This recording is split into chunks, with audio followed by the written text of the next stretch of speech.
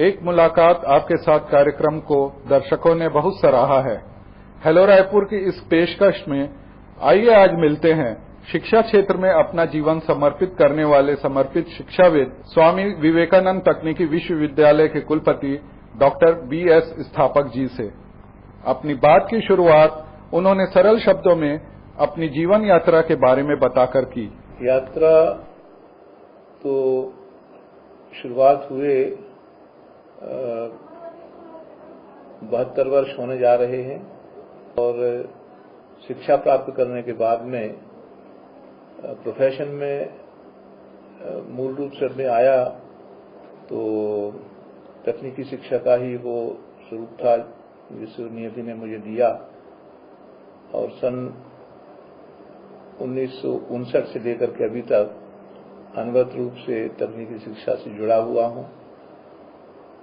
विकास यात्रा मूलतः शिक्षक के रूप में रही है और पिछले लगभग 20 वर्षों से मुझे ये सौभाग्य प्राप्त हुआ कि शीर्ष पदों पर काम करते हुए इसकी सेवा कर सकूं। पिछले 2 दशकों के पूर्व इंफॉर्मेशन टेक्नोलॉजी का रेवोल्यूशन हुआ और जबकि हम अब 21वीं शताब्दी में हैं, इसे ज्ञान आधारित युग कहा जाता है, तो यहाँ नॉलेज रेवोल्यूशन हो रहा है। इन परिस्थितियों को देखते हुए मैं समझता हूं कि मेरी जीवन यात्रा बड़ी सुखद रही है और मुझे संतोष है कि मैंने अपने कार्यकाल में जितना संभव हो सका है तकनीकी शिक्षा की सेवा की है। अपने शिक्षा के क्षेत्र में रुचि उन्होंने अपने शिक्षकों की देन बताई। बचपन की पढ़ाई मेरी मूलतः जबलपुर में शुरुआत हुई और इंजीनियरिंग में ग्रेजुएशन भी मैंने सन 1959 में शासकीय इंजीनियरिंग महाविद्यालय, जो कि उस समय प्रदेश का एक ही महाविद्यालय थे, वहां से मैकेनिकल इंजीनियरिंग में डिग्री प्राप्त की थी। हमारे जो प्रेरणा स्रोत रहे हैं उन शिक्षकों की अब वो जीवित तो नहीं है, परंतु उनकी यादगार मस्तिष्क में अभी भी ताजा होती हैं और वो प्रेरणा स्रोत थे जो कि विद्यार्थियों को, न केवल मुझे पर मेरे जैसे अनेक विद्यार्थियों को अपना पुत्र जैसा ही मानते थे और पुत्रवत स्नेह जो उस समय के शिक्षकों से मिला, कदाचित वही मेरे जीवन में एक उजाला लेकर के आया और शिक्षा के उन गुरुओं को देख करके मेरे मन में स्वाभाविक रूप से शिक्षा के प्रति अनुराग उत्पन्न हुआ। अपनी बातचीत के दौरान बचपन के दौर और दोस्तों को उन्होंने दिल से याद किया। हमारे पिताजी थे, वो भी शिक्षक थे और हम लोगों का बहुत धनाढ्य परिवार नहीं था। उस समय भी इंजीनियरिंग की शिक्षा में किताबें काफी महंगी हुआ करती थी और हम लोग किताबें जैसे आज उपलब्ध हैं इंटरनेट पर, वो किताबें हम लोग नहीं लिया करते थे। तो मुझे याद है कि न ही किताबें उतनी मात्रा में लाइब्रेरी में हुआ करती थी और न ही हम लोगों की परचेजिंग पावर इतनी थी कि उन किताबों को लें। तो हमारे जो कुछ दोस्त लोग थे जिनके माता पिता आर्थिक रूप से अधिक सक्षम थे, उस एक दोस्त ने ये जिम्मा लिया था कि हम अब किताबें हम खरीदेंगे और पन्ने फाड़ फाड़ करके सबको किताबें हम डिस्ट्रीब्यूट करेंगे, तो आप ये चैप्टर पढ़ लेना, आप ये चैप्टर पढ़ लेना, आप ये चैप्टर पढ़ लेना। उस समय जो कोऑपरेटिव लर्निंग हम लोगों ने किया है वो समझता हूं कि मेरे जीवन का एक बहुत ही आनंददायक प्रसंग है। अपने कार्य के शुरुआती दौर की चुनौती उन्होंने इस प्रकार बयान किया। कार्य के शुरुआती दौर में ये हुआ कि जब मैं मास्टर ऑफ इंजीनियरिंग करके रुड़की विश्वविद्यालय से, उन दोनों रुड़की विश्वविद्यालय कहलाता था, आज वो IIT रुड़की कहलाता है, सन 1963 में जब मैं वापस आया तो मैंने mechanical engineering post graduate master programme किया था रेफ्रिजरेशन एयर कंडीशनिंग में। और जब मैं अगस्त में आया तो मुझे बताया गया कि आपको ये विषय अभी पढ़ाने को नहीं मिलेगा, और एक ऐसा विषय दिया गया जब मुझे मेटलर्जी, उन दिनों मेटलर्जी मैकेनिकल इंजीनियरिंग में ही पढ़ाया जाता था। तो हमारे जो प्रोफेसर थे उनने बोला कि अभी हमारी जो व्यवस्था है वो ऐसी है कि जिस विषय में आप करके आए हैं वो विषय ऑलरेडी दूसरे लोग पढ़ा रहे हैं, और ये जो विषय है मेटलर्जी का ये खाली आपको इसको पढ़ाना पड़ेगा।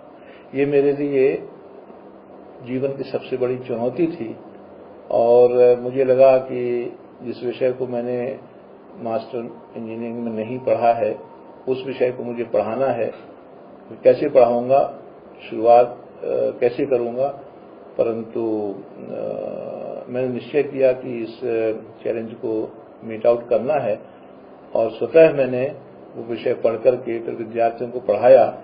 और मुझे याद है वो दिन कि विद्यार्थियों को ऐसा लगा कि मैंने मास्टर्स कोर्स मेटलर्जी में ही किया।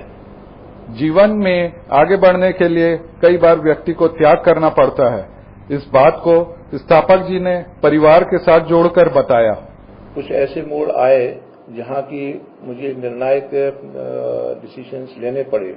मेरी जब युवावस्था में विवाह हुआ उसके तुरंत ही बाद मुझे रुड़की यूनिवर्सिटी में एमई करने को जाने का अवसर मिला। परिवार में नॉर्मली लोग हनीमून बनाने के लिए जाते हैं विवाह के याद में। मैं अपने विवाह के 2 माह पश्चात ही 3 वर्षों के कार्यक्रम के लिए रुड़की चला गया। अगर मैंने ये सोचा होता कि अभी मेरा विवाह हुआ है और मुझे तो हनीमून में जाना चाहिए ना कि एमई करने के लिए, तो शायद मैं आज जहां हूं वहां नहीं होता। पारिवारिक रूप से उन इनिशियल डेज में मैं कहूं कि मैंने कुछ त्याग किया है तो अवश्य किया है, लेकिन कुल मिलाकर के जो पूरा समग्रता से देखा जाए तो मैं अपने परिवार और प्रोफेशन में तालमेल बिठाने में शामिल रहा हूं। और मेरी ये आदत है कि जब मैं काम के बाद परिवार में जाता हूं तो काम का तनाव घर में लेकर के नहीं जाता हूं। मैं कभी अपने प्रोफेशन की बात घर में नहीं करता हूं कि आज विश्वविद्यालय में क्या हुआ या आज कॉलेज में क्या हुआ। और इस प्रकार से जब परिवार से घंटों के बाद में जब यहाँ अपने कार्यक्षेत्र में आता हूं तो परिवार के बारे में मैं बिल्कुल याद नहीं करता हूं। इस तरह का तालमेल मिला है। आत्म संतुष्टि जीवन की सबसे बड़ी उपलब्धि होती है, स्थापक जी ने कहा। सबसे बड़ी उपलब्धि तो मुझे संतुष्टि की है। ईश्वर ने मुझे स्वाभाविक तौर से वो सब उपलब्धियां दी जिनके लिए लोग बहुत मेहनत करते हैं। मसलन समयानुसार हमारे जो पदोन्नति होती गई, पहले मैं लेक्चरर था, रीडर हुआ, प्रोफेसर हुआ, प्रिंसिपल हुआ, उसके बाद फिर संचालय में, तकनीकी संचालय में मुझे एक अवसर मिला। अपने जीवन में संतुष्टि का अनुभव किया है और आज भी जो हूं मैं संतुष्टि से पूरा भरपूर हूं।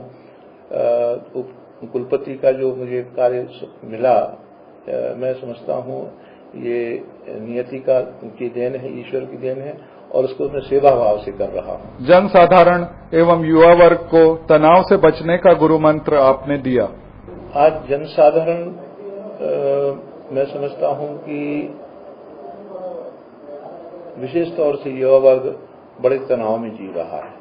प्रत्येक व्यक्ति तनाव में जी रहा है और उसका जहां तक मैं समझता हूं एक कारण है कि जल्दी से जल्दी प्रसिद्धि पाना, जल्दी से जल्दी सिद्धि पाना, जल्दी से जल्दी पद पाना, जल्दी से जल्दी अच्छी तनख्वाह पाने, और वो जो जल्दबाजी है ये तनाव को जन्म देती है। विशेष तौर से युवा वर्ग से ये आग्रह है कि सबसे पहले उनको प्रतिदिन अपनी दिनचर्या की ओर ध्यान देना चाहिए, उसके बाद फिर पढ़ाई और दूसरी चीजें आती हैं। यदि मानसिक रूप से और शारीरिक रूप से व्यक्ति स्वस्थ रहता है तो निश्चित ही उसमें कार्य करने की ऊर्जा और उस कार्य करने के बाद जो उसके परिणाम है स्वाभाविक रूप से मिलते हैं और जिससे उसकी प्रसन्नता होती है। कि तनावग्रस्त जीवन से मुक्त रहने के लिए पहले व्याधि रहित शरीर होना चाहिए और मस्तिष्क में ऊर्जा प्राप्त करने के लिए सकारात्मक दृष्टिकोण होना चाहिए।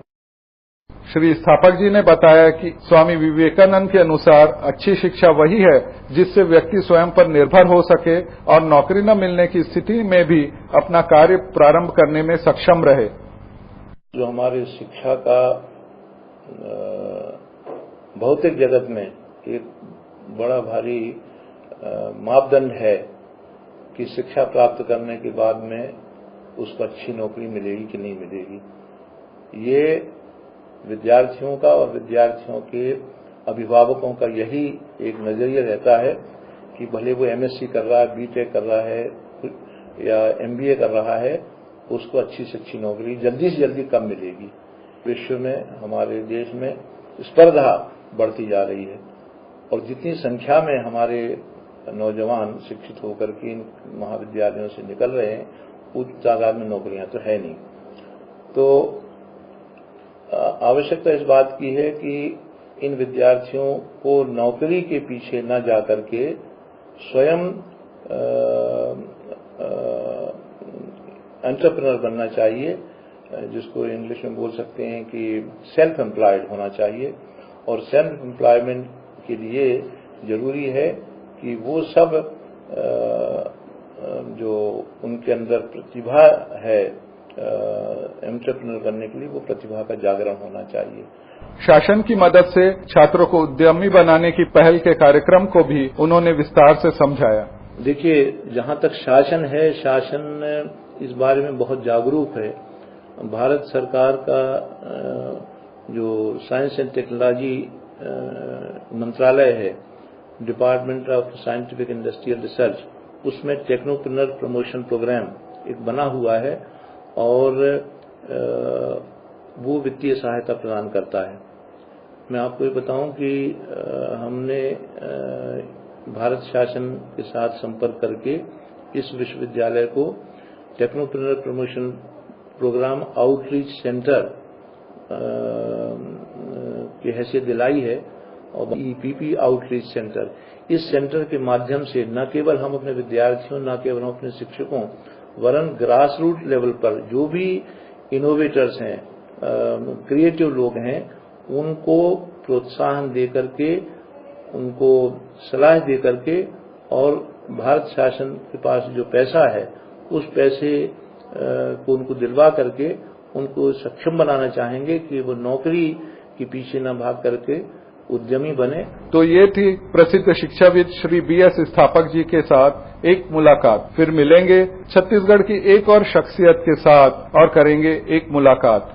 हेलो रायपुर के लिए मुकेश वर्मा और कृपाल साहू के साथ मधुर चितलांगिया।